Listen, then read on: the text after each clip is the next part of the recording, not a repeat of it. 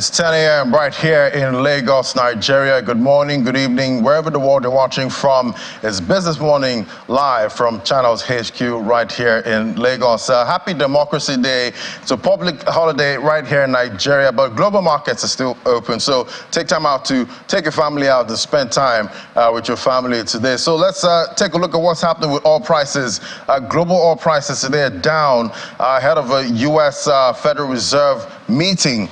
And that's happening this week on Wednesday, while concerns about China's fuel demand growth and growth in rising Russian crude supply, that's weighed on the market. Brent crude futures fell by 97 cents to $73.82 a barrel in early trade.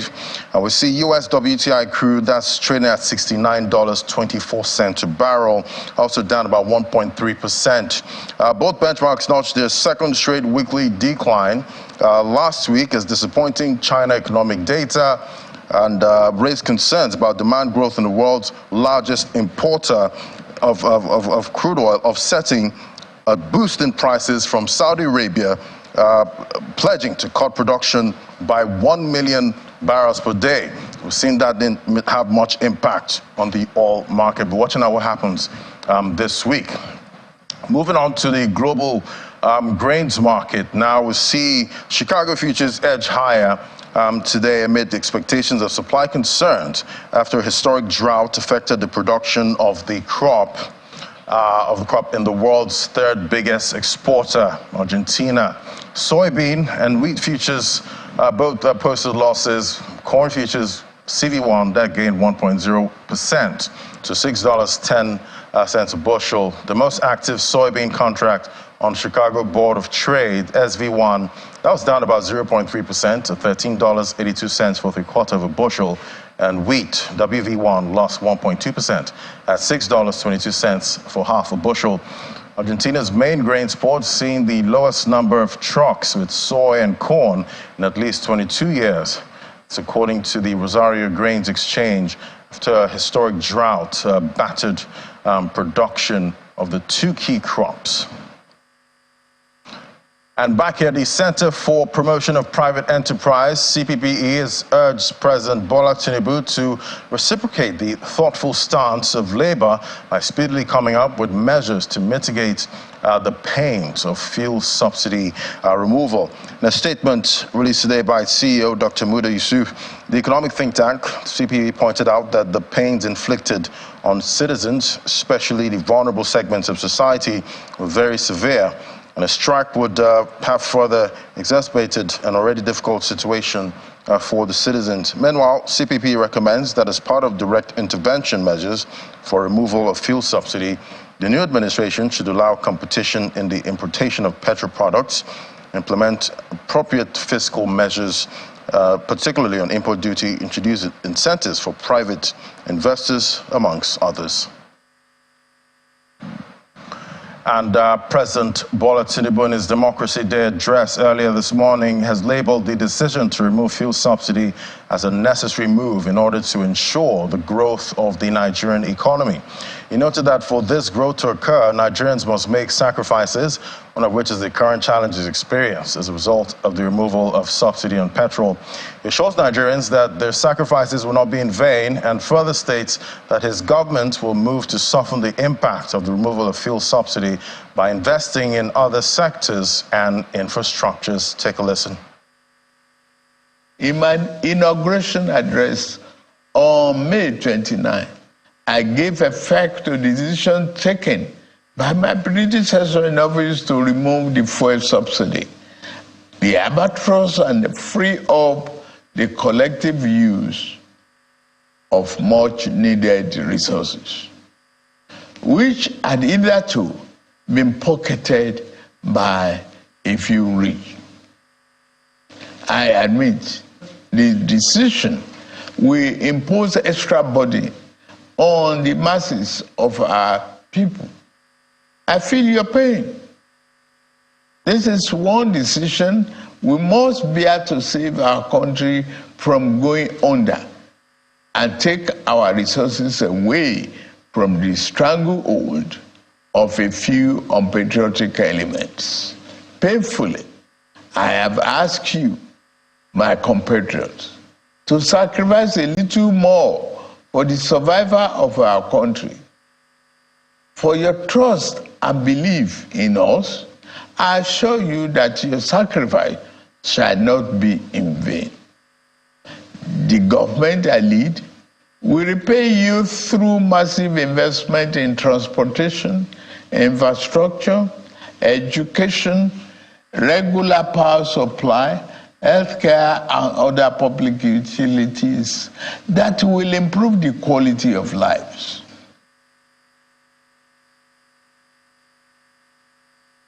And that was the president there earlier today giving us his Democracy Day speech. Well, to our first conversation now, since attaining independence on October 1st, 1960, Nigeria has faced numerous challenges in its quest to establish a stable democratic government following a turbulent period marked by military coups and the role of military generals. The 1999 election brought a glimmer of hope for democratic future in Nigeria. Since then, subsequent elections have taken place, reflecting the significance of democratic processes which encompass an informed electorate and safeguarding for fundamental human rights. But the question is, has democracy led to development in Nigeria? Well, joining me now is Professor Omano Deji, Associate Professor of Practice, University of Johannesburg, joining me via Zoom. Great to have you on the show. Happy Democracy Day. Thank you, Ladi, and happy Democracy Day to you and to all Nigerians. Fantastic, thank you. So, how would you assess the level of development achieved in Nigeria, so far, considering the prevalent perspective in literature that, highlights the strong correlation between democracy and development? In developed democracies, there's an assumption of a connection between democracy and economic progress. How would you gauge, progress so far? I think the first point that I want to make is to acknowledge the heroes of our democracy, which are the market women, the artisan. They were the heroes of democracy. They sacrificed so much for us to have the democracy that we have today. So I need to acknowledge the role that they play. Then I think the point you made, there is no empirical evidence to indicate that there's a correlation between democracy and development. What you have is that authoritarian developmental states are all sustainable in the long run. But even if there is no correlation between democracy and development, democracy on its own is something that is worth celebrating. The right to people to associate, the right to people to have a free speech and move around, and to be human beings. Those are values that are worth celebrating in their own right. But the sustainability of democracy depends on development. So that is where I want to come in to look at what has been the record since 1999. And just reflecting on that, I did a book. The title is Nigeria, Democracy Without Development, How to Face It. So you first of all, let us look at GDP growth in the democratic dispensation. If you look at the data, Nigeria has actually not done very well. I think besides 2002, when our GDP growth rate was about 15%. When you then look at in subsequent years, it is going up and down, and I think at the moment we are at about 3%. in the democratic dispensation, we have witnessed a recession.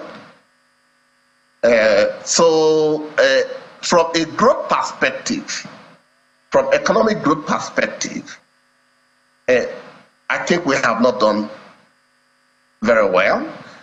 Then let us look at sectorial contribution to GDP, which is the industry, service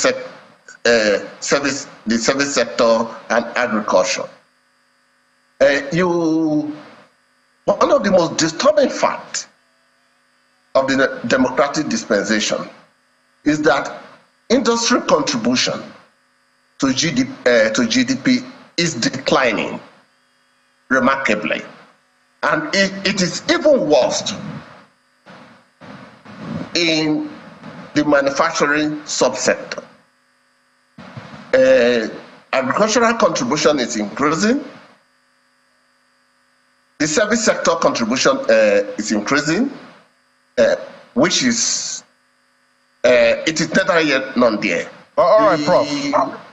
Okay, Yes. Prof, looking at where we are, right now, if we didn't have, democracy, would we have the kind of growth that we have right now? How much has democracy contributed to our economic growth? I think democracy creates an enabling environment or a conducive environment for investors to invest. But that is where the Nigerian problem lies. The investment that are attracted to the country, besides in the IT, the communication sector, is mainly in the oil sector, and that is the problem. The democratic dispensation have not been able to ensure that we have a structural transformation of the economy, whereby we have a robust manufacturing sector. We manufacture what we consume and also export. Then also transit to high value added services. Majority of the people that are in the service sector in Nigeria today are in the informal sector. And I think most of them can barely survive on daily basis. So you have a very high number of underemployment, and under the democratic dispensation, because we have not been able to expand and build our manufacturing capacity and industrial capacity in general, what you have is increasing unemployment. At the moment, the unemployment rate, that is those that live below $1.90, is 133 million Nigeria. That is about 62 or 63% of Nigerians that live below the poverty line. So if you are looking at... Hello, Prof. Okay, well, it looks like we'll try and get Prof back again. He was talking about, how many Nigerians live below the poverty level right now. We did get that report from the NBS that millions of Nigerians are multidimensionally poor, at this time. All right, Prof. Yes. Prof. Emmanuel, okay, I think we lost you for a moment there, and you did, talk about, Nigerians being plunged into poverty at this point. But let's talk about the way forward now. How do we fix, this? How do we,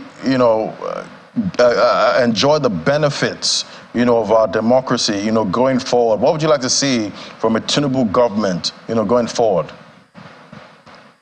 Yes, I think since President Tunubu took over in the last 2 weeks, he has taken some very good steps.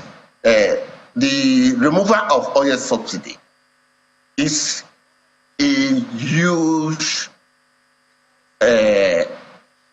initiative that will have a medium to long-term impact on our development trajectory. Because the so-called subsidy, the funds from that should be invested on infrastructure, should be a basis to diversify the Nigerian economy, to build a strong industrial sector that will absorb a number of Nigerians, that is basically employ Nigerians. So it is a very good initiative, and also the funds from that can be invested, can also be invested into sector, which is which is education and the health sectors. At the moment, Nigeria spent about 10 billion on both education and health, that is outside the country. That is health tourism, and the number of, that is the fees that Nigerians pay outside. It's about 10 billion a year. So this money that is being saved from the subsidy can be invested to build world-class universities, to build world-class health sector, and in the process, it will also increase our foreign reserve. So I think the current president has started well, and I think he needs the support of all of us. Right. I guess we all have to be patient and hope for the very best going forward, and we can reap the benefits of our democracy. Thank you so much, Professor Omano DAG, Associate Professor of Practice, University of Johannesburg, and happy Democracy Day again. Happy Democracy Day to you and to all the listeners, and we wish the new administration the very best. To sustain our democracy, it must ensure that Nigerians reap the dividends of democracy. Well said, Professor. Thank you so much. It was great having you. All right, so now after the break, we'll drill down on fuel subsidy removal. What can Nigerians expect going forward? That's our next conversation. Just stay with us.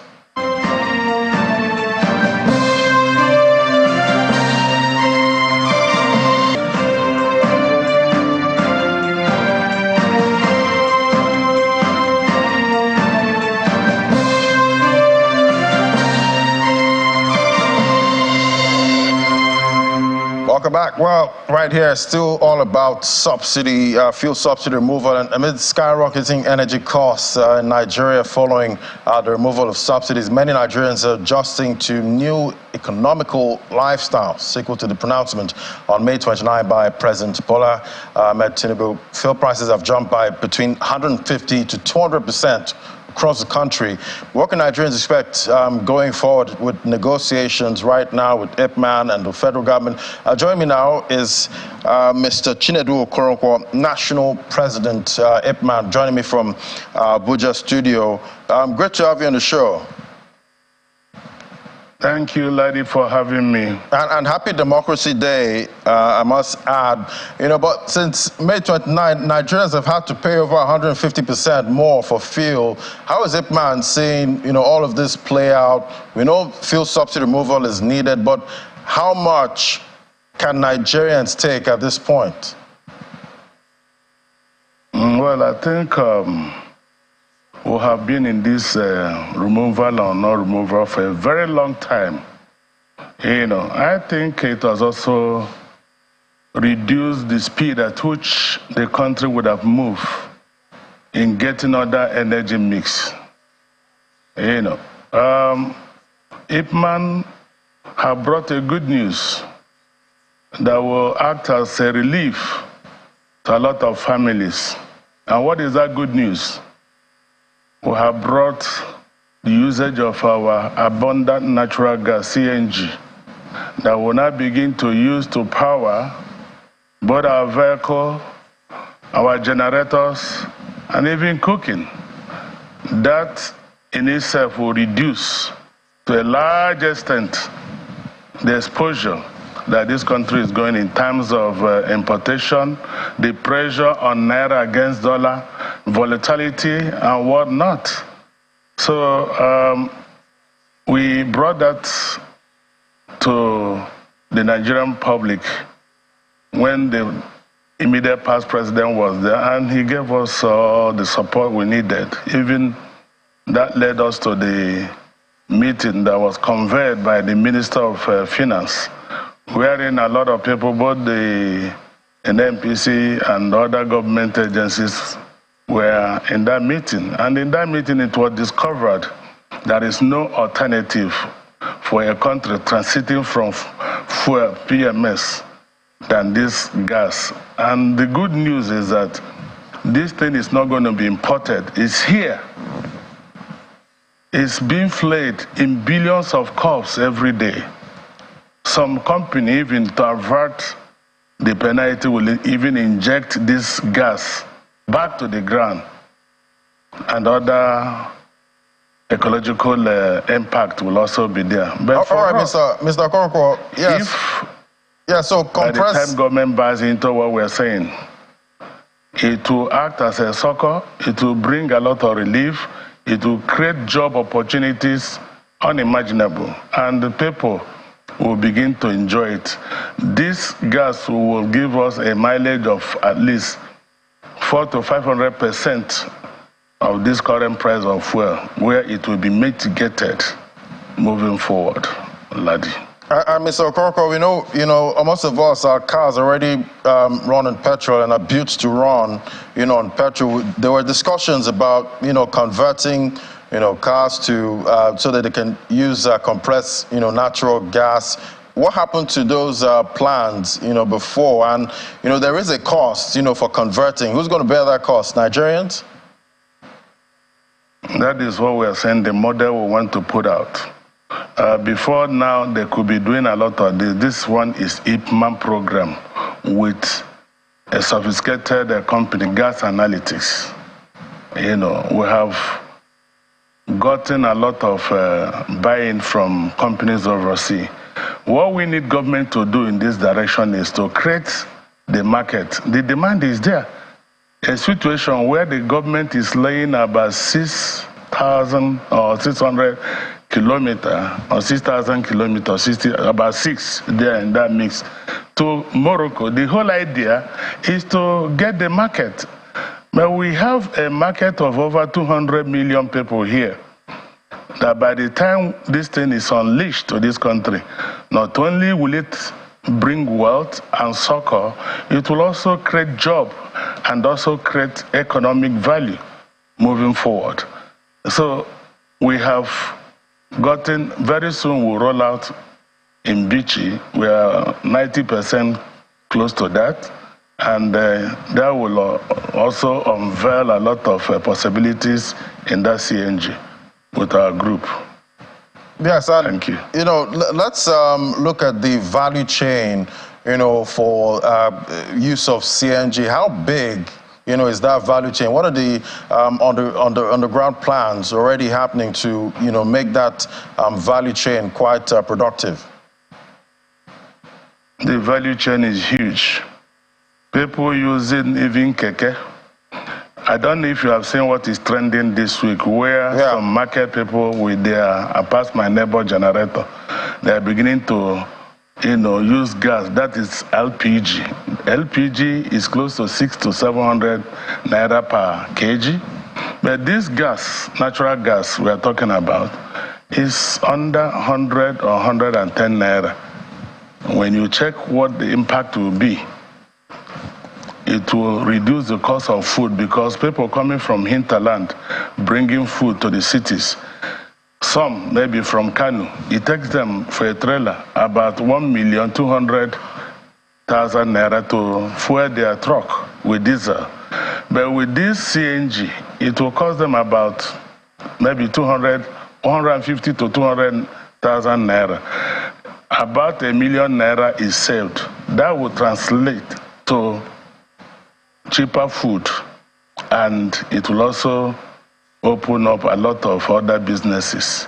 The value chain, where you use it in your generator at home, in your car, in your truck. Remember, we need cheaper energy to also drive this processing zone. Maybe all these, agro-based industries, they need cheaper energy. That is where the gas will also create a lot of impact in this country. Right. And for us, we have seen it that is something that will bring on table to help the nation as our way of contribution. And pretty soon we are going to roll out, maybe before the end of this month. Yes, and I must confess, it was quite painful for me having to fill up my my car with over 20,000 naira. I don't know where I get that money from at this point. But the federal government has approved the importation of petroleum products, by private firms. How much relief is this going to bring, and are there any risks to this new policy? I've told you it will give you at least a better placing, over 400%, assuming, not conceding, that is sold for maybe 100 naira. No, I'm talking about PMS this time. Importation of PMS. In Nigeria. I'm talking about importation of PMS. Importation of PMS? Yes. I'm not talking about PMS. The PMS market is already there. A lot of people will still deal on it. This gas does not replace PMS. Rather, it's an alternative. If you like PMS, you switch on. The same car will also have it.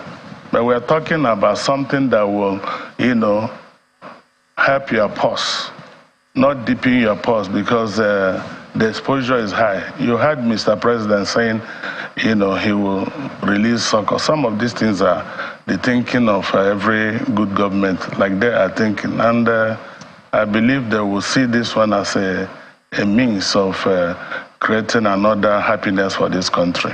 All right. Fuel now, it's not everybody can afford it. Even when you afford it, you must be very careful on how you use it. A lot of people are not going to school now or work the way they're supposed, maybe in a week 2 or 3 times. It's not what is expected. There must be a robust and ambitious movement for the economy to move.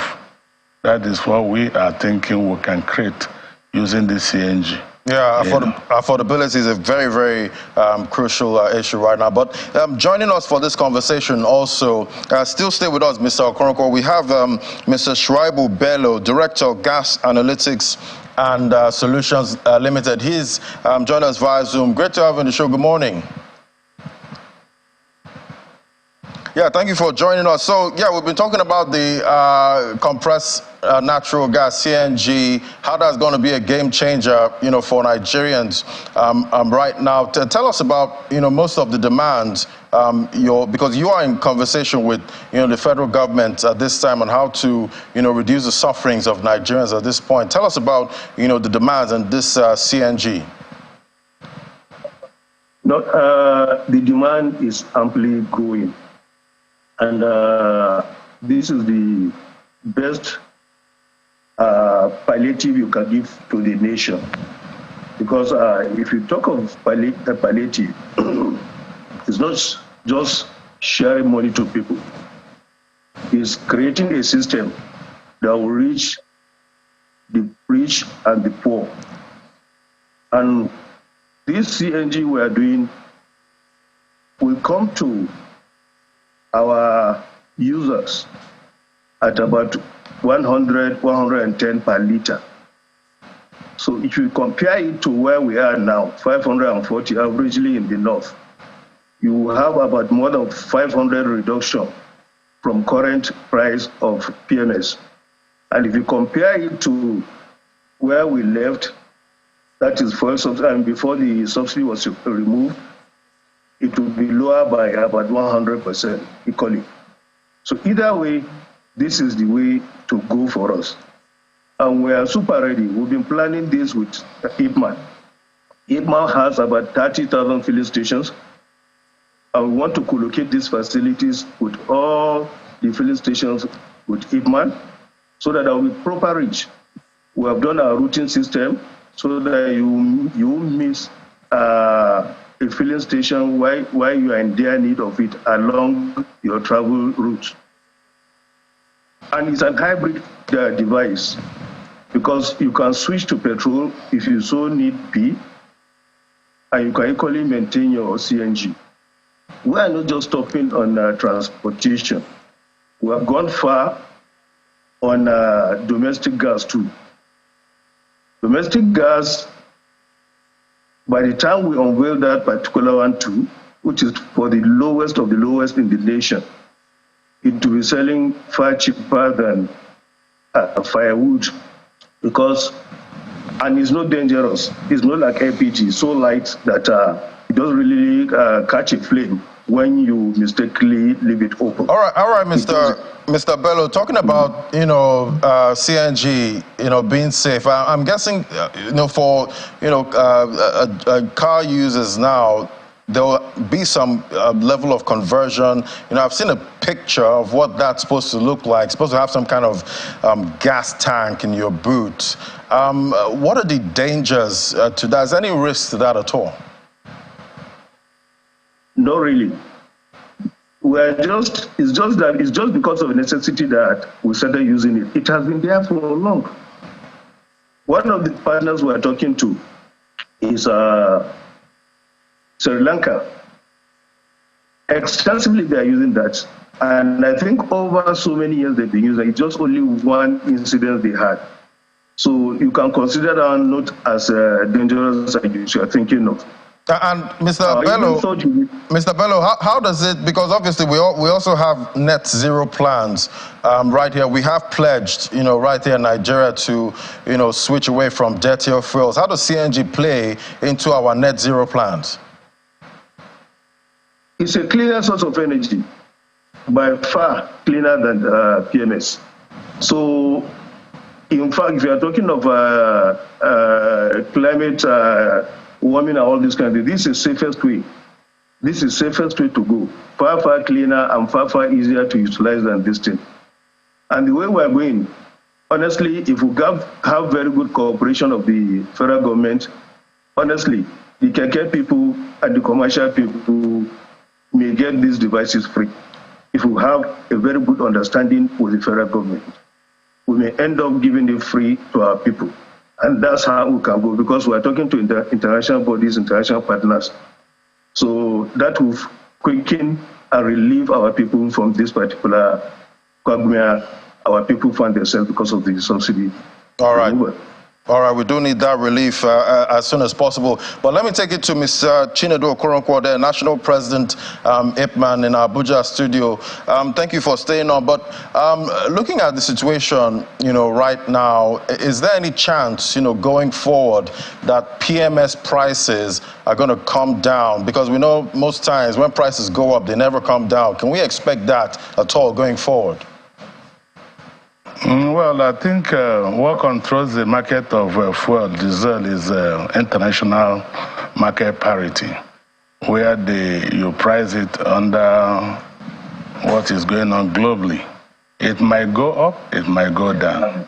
But like I said, this is one aspect of energy that will also reduce that incident of not being sure of what will happen tomorrow. By the time we begin to use what is, in this country, like this CNG, see a lot of all these IOCs flaring it, even injecting it back in the ground.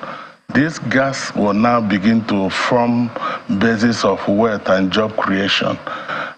It might also lead to, reduction, because by the time the alternative is created, you have your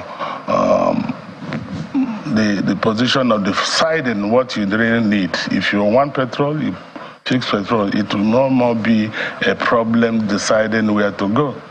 That is one alternative we believe will bring happiness, and it's a good news to us. That is what we have tagged it.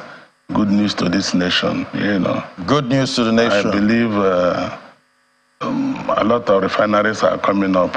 Many things will happen, but ultimately, what this one will do is it will bring down the cost of energy in all its sectors in this country.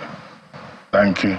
All right, I guess we're all looking forward to using CNG going forward, because those prices of PMS right now are crazy. All right, thank you so much, Mr. Chinedu Okoronkwo, National President, IPMAN, joined us from our Abuja studio. And thank you, Mr. Shuaibu Bello, Director, Gas Analytics and Solutions Limited, who joined us via Zoom. Thank you both for coming on Business Morning, and happy Democracy Day. Thank you, Ladi, for having us. Thank you. All right, so we'll take a break now. When we come back, following the suspension of central bank governor, what can we expect for financial markets? That's our next conversation. Just stay with us.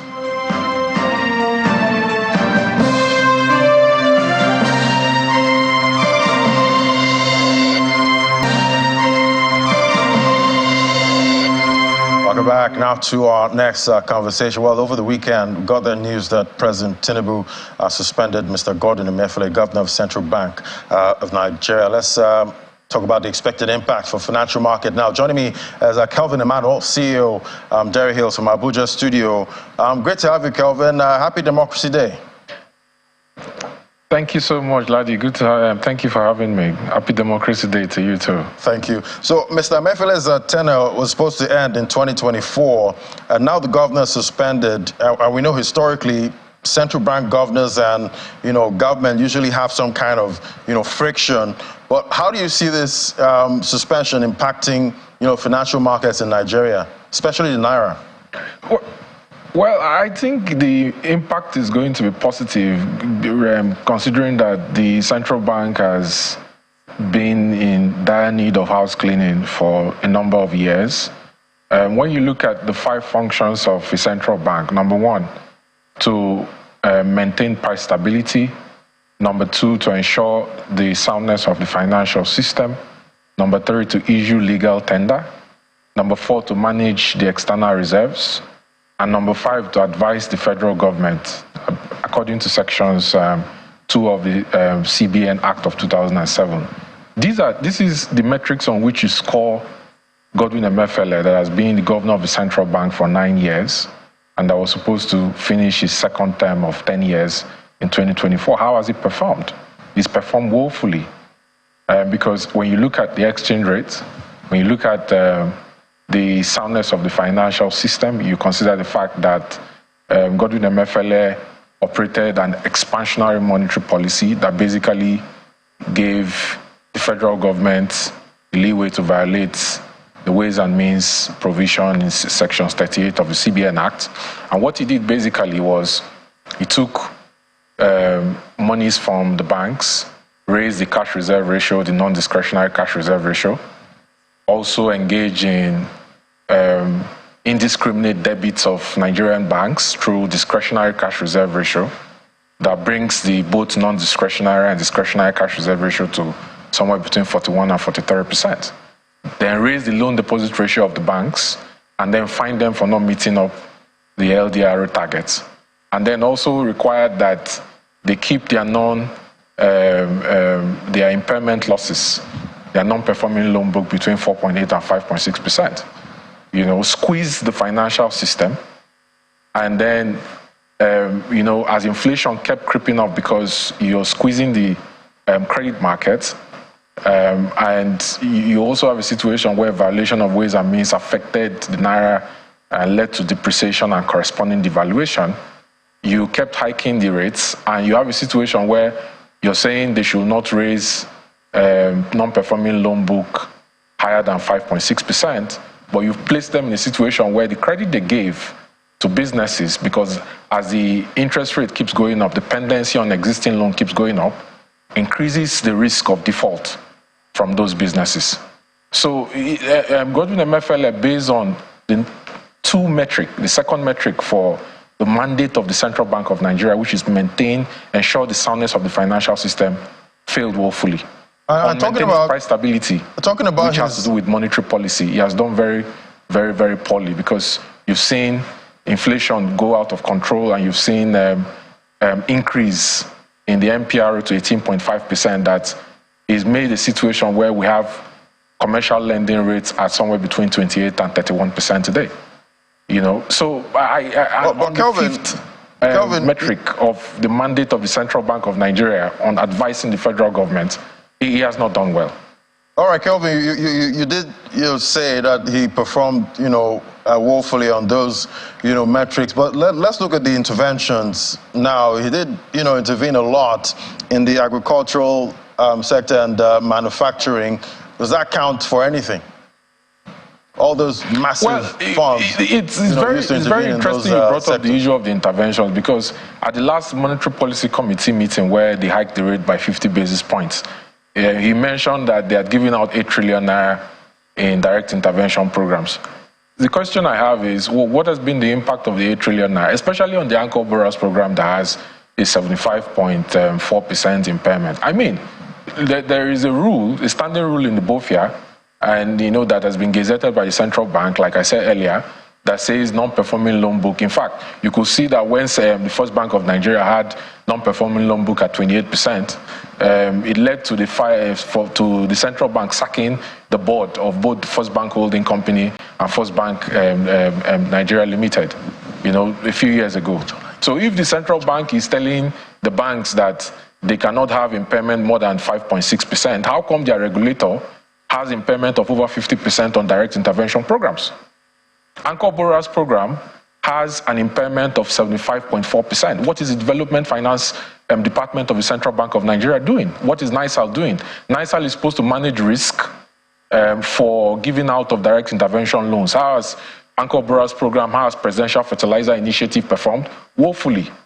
So if your recovery rate is 24.6%, it clearly shows that there are questions to be answered in terms of the metrics on which the loans were given, who the loans were given to, why Godwin Emefiele, since 2019, stopped publishing audited financial statements to the Senate in line with Section 51 of the CBN Act of 2007, and consequently stopped gazetting the published audited financial statements of the central bank in line with Section 53 of the CBN Act. Because if he was publishing audited financial statements to the Senate from 2019, the Senate would have seen it and would have flagged it, right? It's preposterous that we have a situation where there are trillions of naira of impairment on the balance sheet of the central bank that is supposed to be the apex bank and that is supposed to maintain price stability and soundness of the financial system.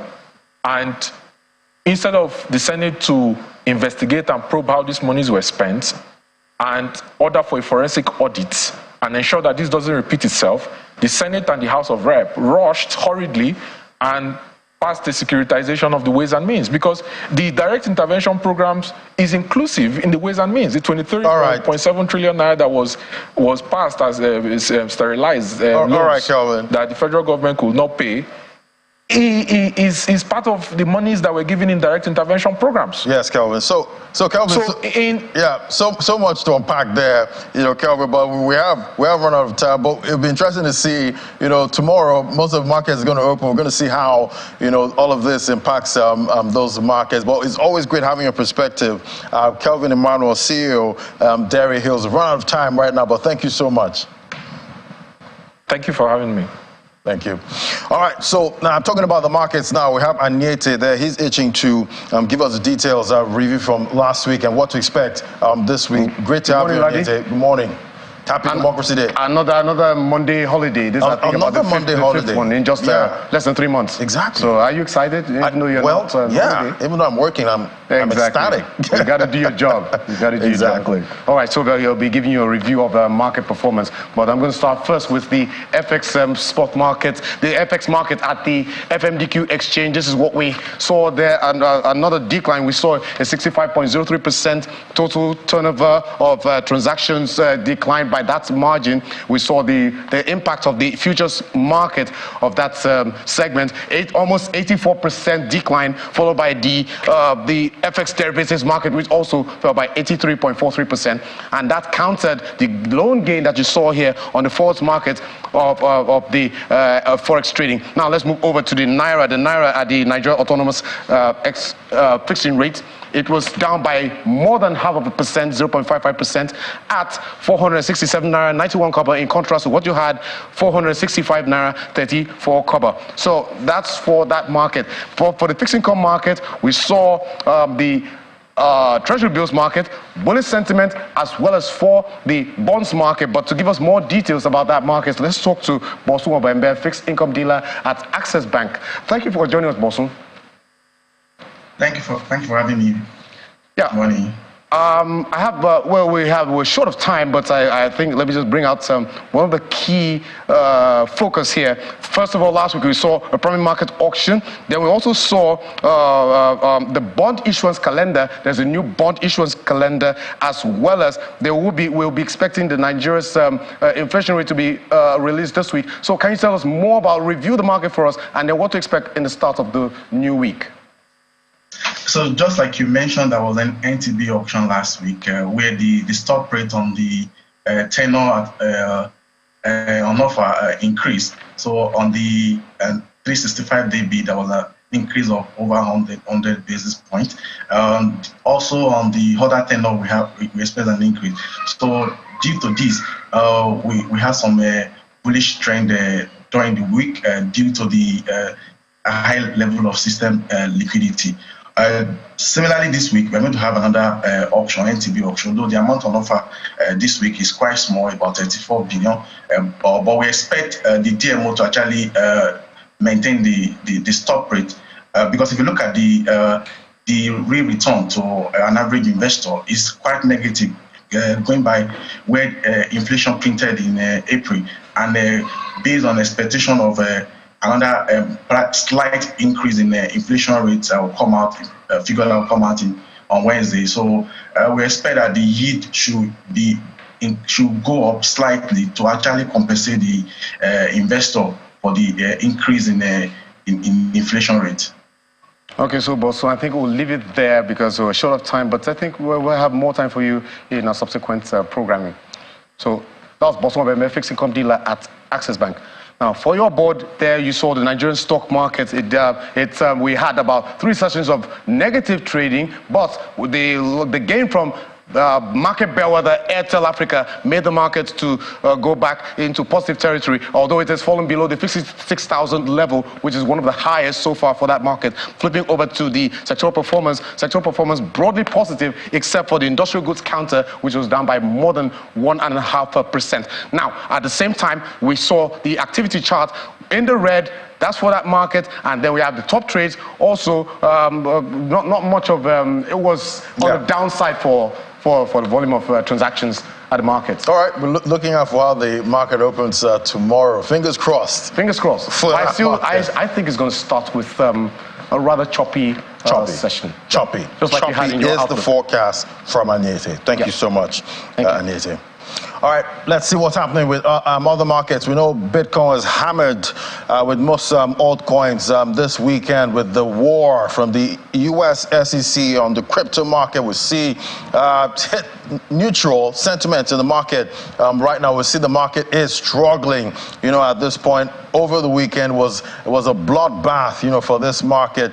Let's look at the top cryptocurrencies we track. We see Bitcoin that trading 25,860 is up 0.27% this morning. But if you look at other altcoins, they have been hammered there. Binance there down 4.96%. Just Cardano trying to ick up again. They're up 5.94%. Let's bring in Olumide Adesina, our financial market analyst. Hello, Olumide. Great to have you. Good morning. Olumide, quite a weekend, I must say, for the crypto market. But what's happening, with Binance? What's this war, with SEC, Securities and Exchange Commissions, and Binance? We know it started in the US, but right here in Nigeria, we got that a circular from the Nigeria's Securities and Exchange Commission, it said Binance Nigeria Limited, that Nigerians should not trade with that platform. That platform is not regulated by the SEC right here in Nigeria. What's going on, Olumide? Yeah, just like you rightly highlighted, at the beginning of the year, you recall, the outlook has been a regulatory battle with the crypto market, but things got escalated, and one could say that definitely the Securities and Exchange Commission faced stakeholders in the crypto space, particularly Coinbase and Binance. And if you understand the systemic importance these stakeholders play in the crypto market, one will understand why we're seeing such cascade of losses, over the weekend. And also, back home front, the Securities and Exchange Commission of Nigeria also dented the morals of many crypto investors because we felt that the incumbent leader of the country, President Bola Tunubu, would keep to his manifesto on ensuring roadmap around blockchain technology. And, coming with the CBN crypto ban, that seemed not to be. So that news also really shocked some Nigerian crypto fans. But albeit it may, the market is looking like it's picking up, and liquidation suggests that it's not as bad as we saw last year, May, because just a few minutes ago, the Prime Minister of England really commended a venture capital of starting a crypto school in the world's fifth largest economy. So it tells you that despite the fact that we're seeing regulatory battle, I think what makes this difference is that we are seeing support from powerful blocs like the U.S. Congress. We're seeing Republicans kicking against Gary Gensler's unethical statements around crypto spaces. Because first of all, you mentioned Ethereum was a security. Now you shifted to commodities. Now you're moving to different asset classes. And, pretty much, I think Bitcoin has made a strong resilience despite the heat up. That's why it's really staying above 6,000 peak. But altcoins are really the ones that are hammered. Many of them have lost a third of their value. Right. And, Robinhood really listed some away. So it's really a sad week. Quite a tough time to be a crypto investor in this market with all this regulatory issues and altcoins being hammered, because of all this news. But it remains to be seen how all of this plays out. Looking out for this week, see what happens with Binance and the US SEC. Thank you so much, Olumide Adesina, financial market analyst. Thank you. Thank you for having me. All right, that's a wrap on the program. Thank you so much for watching. So much to unpack today and this week, for most of this market. Don't forget to join us at 1:30 on Business Incorporated for more updates and developments in the world of business. And remember, you can watch this again on our YouTube channel. Just flip over to YouTube, search for Channels Television, click on our videos, and you can watch all our productions. Thank you for watching. I'm Ladi Williams. Happy Democracy Day.